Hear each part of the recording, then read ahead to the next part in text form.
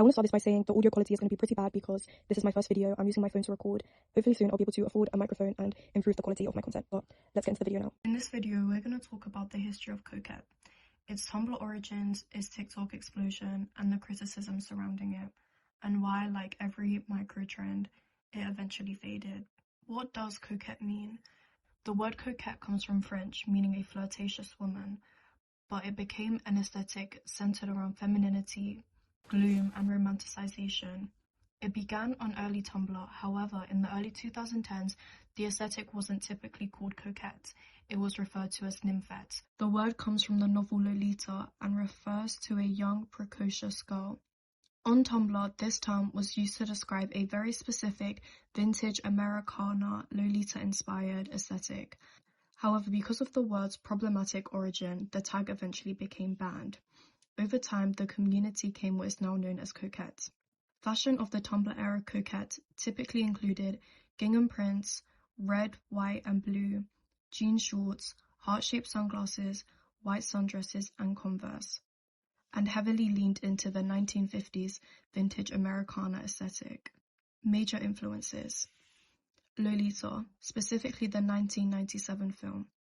The film portrays Dolores, a young girl being groomed by her stepfather, and has been widely criticized for how it frames and romanticizes the character. The character often wears gingham prints, florals, two-piece summer outfits, and braids, which has become heavily associated with early coquette Tumblr. Lana Del Rey. Whilst Lana Del Rey doesn't typically dress in coquette fashion, her album Born to Die has a lot of vintage Americana themes, even featuring a song called Lolita, which heavily inspired this era of Tumblr. There's also a number of other things that Lana Del Rey has made popular amongst this aesthetic, such as heart-shaped sunglasses, smoking cigarettes, Diet Coke, trailer parks, and vintage diners. The Virgin Suicides. Sofia Coppola's adaptation of the book became very popular amongst the coquette community, such as the fashion and religious aesthetic that occasionally features amongst the coquette aesthetic. The Lisbon sisters represent an idealized but inaccessible type of femininity that is core to the coquette aesthetic. The movie influenced a romanticized and feminine yet gloomy and dark feel to the aesthetic. Other influences include obviously the 1950s, Priscilla Presley, and the 2023 Priscilla movie, also directed by Sofia Coppola, Lily Rose Depp, and the Rococo era, specifically Marie Antoinette, and the, again, Sofia Coppola Marie Antoinette movie. The transition to TikTok. In 2021, coquette resurfaced on TikTok and remained relatively niche. The style shifted slightly from vintage Americana to a softer, more overtly feminine look, such as light pinks, florals, lace, pearls, Mary Janes, Diet Coke, baking, heart-shaped lockets, floral bedsheets. Though coquette did change, the Tumblr aesthetic still remained very alive, however was more referred to as vintage Americana than actual coquette. The TikTokification. Then, in 2024, coquette stopped being niche and became mainstream. What was once a very specific aesthetic became simplified into anything pink and anything with bows.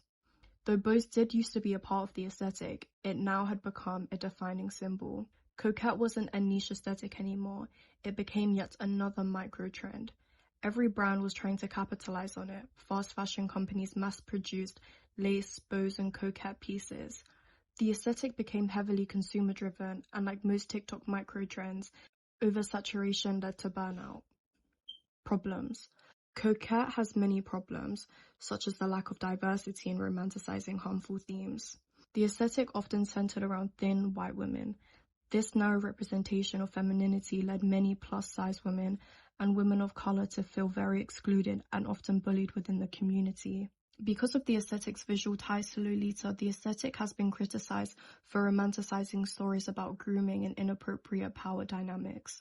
Certain imagery associated with the aesthetic, such as pigtails, lollipops, and exaggerated youthfulness, has led to people to criticize the aesthetic.